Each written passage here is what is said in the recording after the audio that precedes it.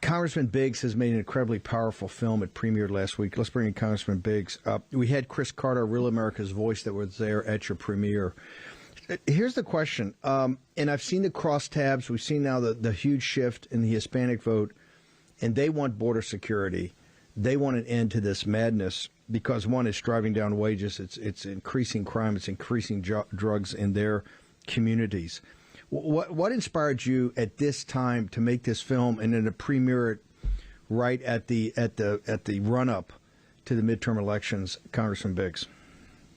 Well, Steve, I have taken literally 60 members of Congress down to the border at various times to show them. And what happens is when you see it, you become a convert to how bad it is.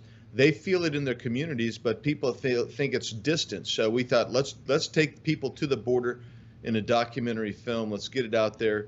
And it needs to happen now because people are going to be making decisions on who should be our leadership in Congress and in their state and local jurisdictions. So we thought if they could see what's really happening, just get a flavor for it, they'll understand that a massive change has got to take place if we're going to preserve this country.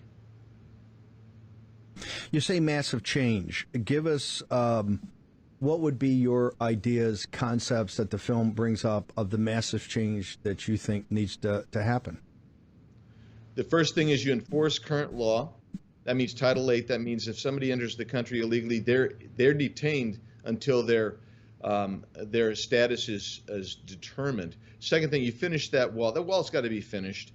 Third, you reinstitute the full Remain in Mexico policy. You get away from the weakened Title 42 policy. You bring judges down to the border and forget about the backlog now, which, by the way, Steve, takes 86 months for somebody to get their asylum claim before a judge today. Going to be 7 years. So what you do is you get the judges in and they say, we're going to go first in, first out. And so, or excuse me, last in, first out. So you want them to come in and say, you're not here because 93% of claims are bogus.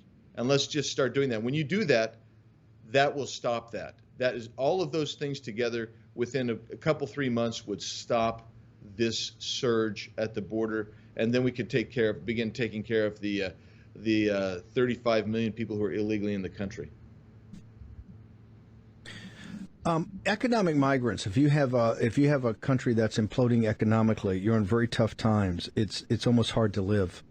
Is that a asylum reason to have entry into the United States, sir? No, it is not.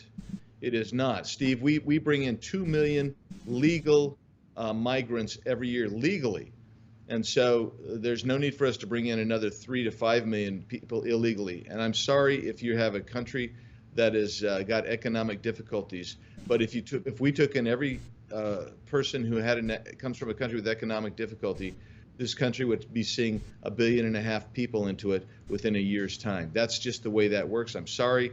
That does not count for asylum, not just in the U.S., but anywhere internationally. That is not considered an asylum excuse. Also, isn't it with the existing infrastructure of the laws that even if it's political, correct me if I'm wrong, if they come to a free country like Mexico, as many problems as Mexico has, do they actually have the right technically to even come to the United States? What is the architecture around that has some sense of if people are actually fleeing political oppression? I mean, how do these millions actually come across the border and are somehow gun-decked into the system by the Biden regime? Well, I mean, international law and U.S. law is that you have to go to the first safe country. And usually that is one country over. But that is not what's happening here. So all these people that are claiming asylum, whether it's from Egypt or Russia or Brazil, they're all claiming asylum. They're bogus claims. But what would happen is you would go to the first country where you would have safety from whatever you're claiming is causing you the reason for your flight from your country. And so most of the time that's going to be like if you're in Brazil, you're going to be just the next country over. If you're in Panama, there's no reality there, but it's going to be Costa Rica. So if you're coming up through Mexico, that's why the Remain in Mexico policy is so important, is when they realize they can't wait in the United States of America and get lost in the shuffle, be caught and then released. then it will deter people from false claims. They'll stay in their own country, hopefully to make their own country better. Here's what you say. Your very first thing is enforce the laws that are on the books. Is the Biden administration enforcing the laws in the books, or in somehow or some way they are, without going back and having the laws changed, breaking the law, sir? I'll give you 3 laws that they're violating, and there's a whole host of others. The first one is the operational security law of the Secure Fence Act. That requires them to prevent any illegal contraband or any person from illegally entering the country. That's a violation. Number 2, we've had over 1.2 million people who have gone through due process through our immigration courts. They've been given an order of removal. In other words, a deportation. They're told that they have to leave the country.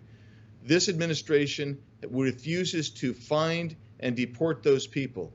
And they purposely have said, we're not going to do that. So that's 2 ways. The third way is Title 8 says you must be held in custody until if you're here illegally. If you come between the ports of entry, if you're held illegally, you must be held until your status is determined, your immigration status is determined or adjudicated. What's happening now is a catch and release, which is what Obama was doing until President Trump came in and stopped the catch and release program. The catch and release program is an incredible incentive. Those 3 areas, if we followed the law in and of themselves, just in those 3 areas, we would have a deterrent effect instead of a pull factor for people to illegally enter the country. Would you, would the Republican leadership commit once to people to vote for them if after the victory, starting next year, would there be actual hearings and investigations into the Biden administration specifically about these areas where they're either making new law or breaking existing law, sir? I have been told by those who will chair those committees that we will have those hearings. And I have requested that very early on we bring Homeland Security Secretary, who is in charge of the border, and bring Alejandro Mayorkas before a committee that we formed to investigate whether he should be impeached. I'm led to believe that we're going to do that. The Biden administration, these are impeachable offenses, quite frankly, in my mind. I've been told we're going to investigate in both the committees I sit on, which is Oversight and Judiciary, that we're going to investigate these areas. I hope we will. I'm told that Homeland Security Committee also wants to do the same. Whatever, it has to happen, and that's the promise I've been given by our leadership team. Would this also include later, Kamala Harris is put in charge as kind of the border she was the border czar. Garland is the Attorney General of the United States. He's in charge of enforcing the laws. And Biden is the chief magistrate the last time I checked. Would they also be up for a full investigation about exactly every email, every meeting, every text message, everything they've told their staff? Would they also, in your mind, at some point in time, as you're dealing with Mayorkas, also start to really drill down and investigate those people? Yeah, yes. I think Biden is ripe for investigation for this. There's a whole host of things that he should be investigated for, but certainly the border security. Second thing is Merrick Garland. Yes, for both the way he's weaponized the Department of Justice and allowed the FBI to be weaponized, as well as on the border. And I have requested that we look into having hearings on those guys as well. Kamala Harris, what can you say about her? She's incompetent and inarticulate in everything she does. Yeah, we could go after Kamala, but the real money here is Mayorkas. It's Merrick Garland. It's looking into Christopher Wray and the FBI's weaponization, and also looking at Joe Biden. Everything from the potential corruption of that family and its conflicts for its donor class from other nations, and how they've impacted policy making by the Biden administration. So yes, I've never seen anything like this. I think you're with me. I think you see the same thing. Every institution has been corrupted particularly by this administration. There's a lot to go after. It's kind of like being a mosquito at a nudist colony, Steve.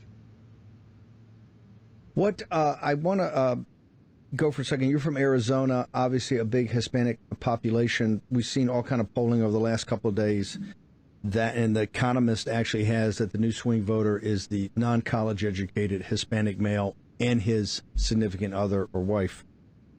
Is this a winning issue in Arizona? Tough border security, tough immigration laws, where you're really trying to protect the citizens of the state of Arizona, sir?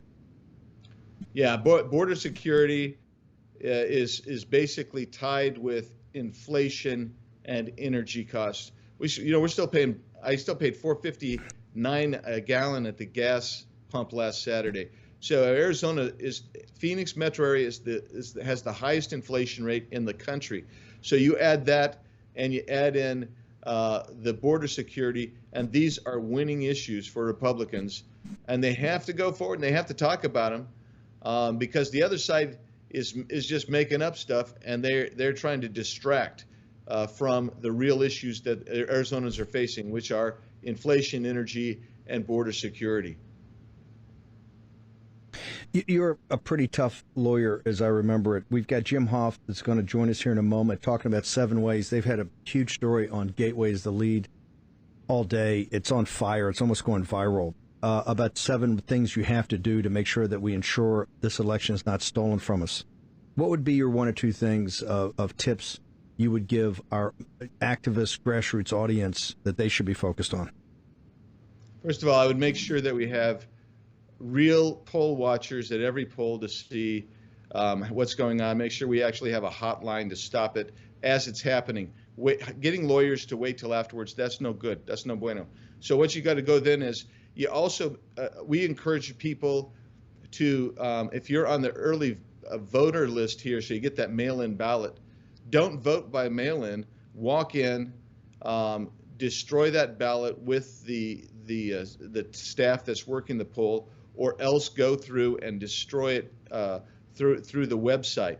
But go in and vote in person, so you know it's going to count. It's going to count right there, ostensibly. Those are the first couple of things. Then the other things that have to happen is, if I was in charge here and had the money to do this, we would make sure that we had a private investigator team watching every drop box in this valley, because they were supposed to reduce the number of drop boxes. They were supposed to make sure that they were in government offices with surveillance and cameras the whole time. I think you got to watch those so you don't get a 2,000 mules kind of scenario on that end of it too. Those are just a couple things off the top of the head, Steve. And there are others that I've been talking to experts in the area that need to happen, but certainly that's where I would start. Congressman Biggs, how do people get this movie? Because after you see this film, you're going to be voting for border security, to shut down the cartels, to stop the drug trafficking and the human trafficking. You're basically, you're repulsed when you see what the Democrats have been proposing and actually put into existence to exacerbate this invasion into our country, initiate and exacerbate. So how do people get to the film? So the easiest way is to go to biggs.house.gov, and there is a link for the movie on there.